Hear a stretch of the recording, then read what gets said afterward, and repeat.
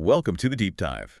This is where we really dig into the sources you send us, pulling out the key insights just for you. Yep. So today, you've pointed us towards a really interesting story about the Buddhist monk Anuruddha. That's right. We've got these excerpts. Looks like scriptural commentaries, things like Anuruddhattheravatthu. Right, in a couple of formats. And our job really is to unpack this significant event in his life, an event that involves the Buddha, some major disciples. Exactly. The setting is the Villavana Monastery. Buddha's residing there. And, well, the focus is squarely on Anuruddha and what happens around him. It's quite a sequence of events. Okay, let's jump in. So the story kind of opens with Anuruddha. Yeah. He's an elder monk, respected, but, well, his robe is basically falling apart. Very practical problem, yeah. And what does he do? He's actually searching through refuse heaps, looking for scraps of cloth, old bits people have thrown away. It paints a picture, doesn't it? This very austere, simple life. It's this practice called pasukula. Ah, right. Relying on discarded things. Exactly. It underlines that detachment from possessions. But then help arrives unexpectedly. Yes, this is where Jalini comes in.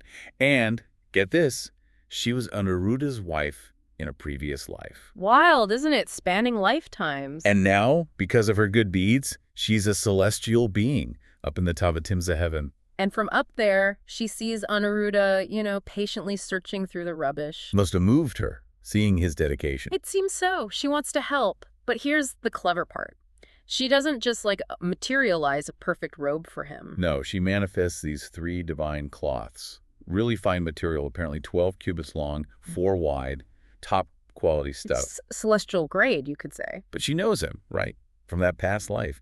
She figures he'd probably refuse if she just handed them over. Too much, too direct. Precisely. Someone like Anuruddha, so focused on simplicity, on non-attachment. A big, flashy gift, even a divine one, might be, well, problematic for his practice. Right. He might see it as a potential attachment. So her solution is quite subtle. She places these incredible cloths back in a refuse heap.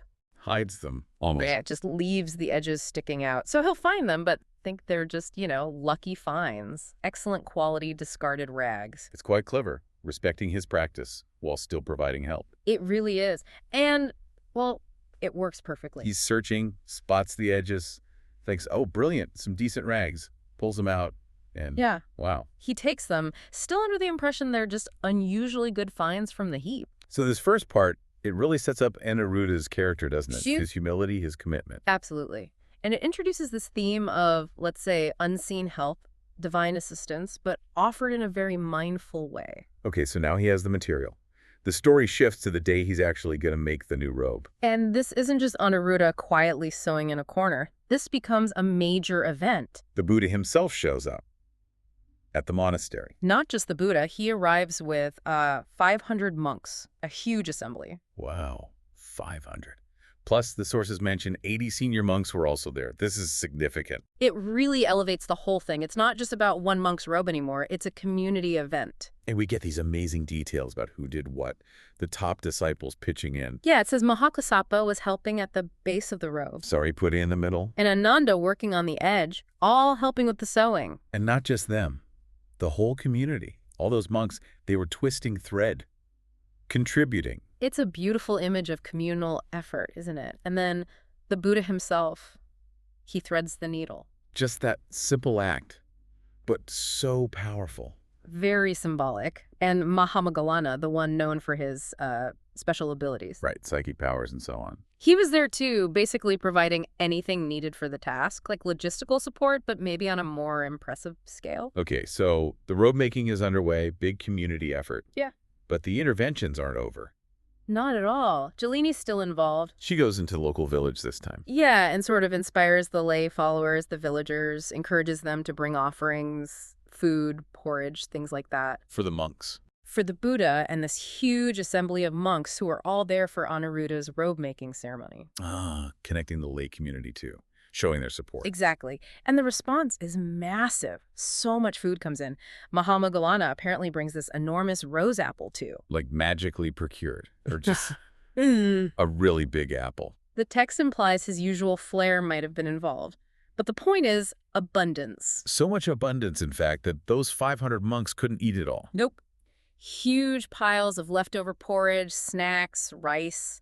Just heaps of it. Incredible generosity. And then Sokka gets involved, the king of the gods. Him too. He apparently sprinkles the robe-making area, and the ground takes on this appearance like it's dyed with red lac. Just adding to the sort of celestial, extraordinary atmosphere of the whole thing. Definitely. It's all pointing to this being a very, very special occasion, far beyond just making some clothes. Okay, but with all this, this huge amount of food, the divine cloths, some of the other monks start talking. Understandably, perhaps, they see all this stuff and they start wondering. Yeah, they get a bit suspicious, right? Like, maybe Anuruddha arranged all this. Maybe he called in some favors with rich supporters to show off. It sounds like typical monastery, well, maybe not gossip, but discussion, trying to make sense of this extraordinary situation. It highlights that human element, even within the Sangha. Misunderstandings can happen anywhere. Right. So the Buddha, who, perceives things very clearly, He notices their conversation. asks them what they're discussing. And they tell him. They explain their thoughts, their suspicion that Anuruddha orchestrated the whole food offering. And the Buddha asks them straight up, "Do you really think my son Anuruddha did this?" And they say, "Yes, Lord, we do." This is a key moment. How does the Buddha respond? Well, he gently corrects them. He basically says, look, Anuruddha isn't like that. He emphasizes that Anuruddha is someone who has eradicated his defilements. Those mental impurities, craving, aversion, ignorance. Exactly. The Buddha states very clearly that such a monk, his spiritual son, wouldn't speak or act in ways connected to material gain or showing off possessions. It wouldn't even occur to him. It's a strong defense of Anuruddha's spiritual attainment. It is. And then the Buddha reveals the actual source of all the food. He clarifies it wasn't Anuruddha pulling strings. No. He says it was produced by the power of the deities. Jalini's influence, Sokka's involvement. It was divine intervention. Okay. So he clears up the misunderstanding. And then, as he often does, he uses this as a teaching moment. He delivers a verse, some dharma. Oh, brilliant. What's the verse? It's in Pali. Yasazava parikita ahareka nisito sunyanyato animito kavimoko yasagokaro akasava sakuntana padantasa duranvayanti. Okay, quite packed. Let's unpack that a bit.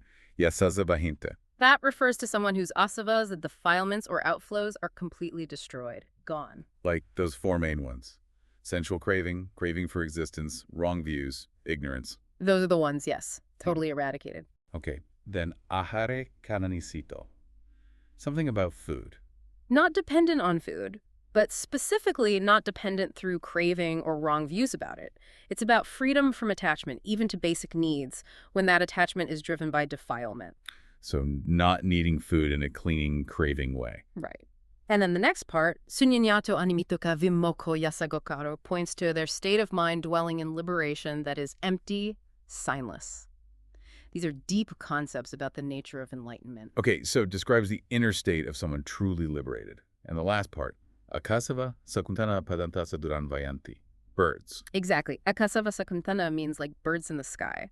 Okay. And padantasa duranvayanti means their track, their path is hard to trace, impossible to follow. Ah.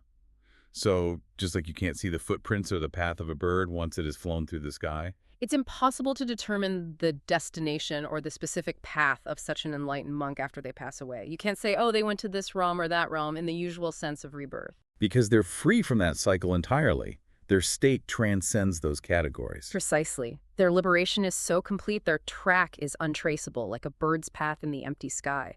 It's a powerful metaphor for ultimate freedom. Wow.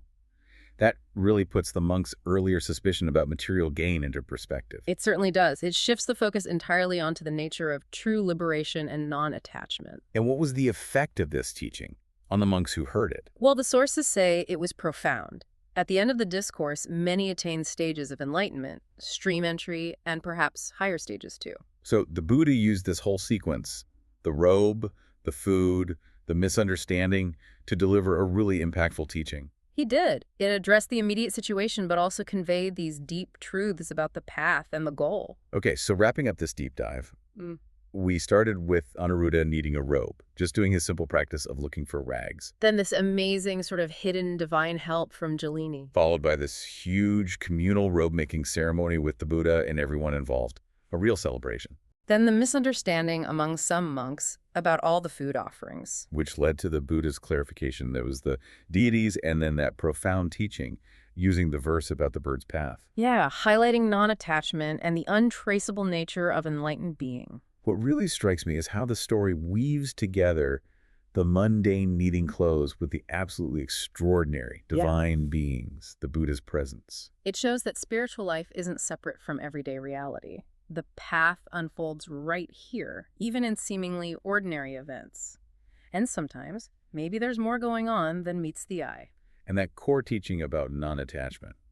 It wasn't just about fancy things, but even basic needs like food and clothing, when viewed through the lens of craving. That detachment is presented as a key sign of real spiritual progress, freedom from that clinging. So maybe a thought for you, listening. Hmm. How does this story make you think about your own relationship with material things, even basic needs, and your own spiritual path, whatever that looks like for you? Yeah, and maybe consider what unseen influences or moments of quiet assistance might be present in your life, perhaps guiding things in subtle ways, something to reflect on.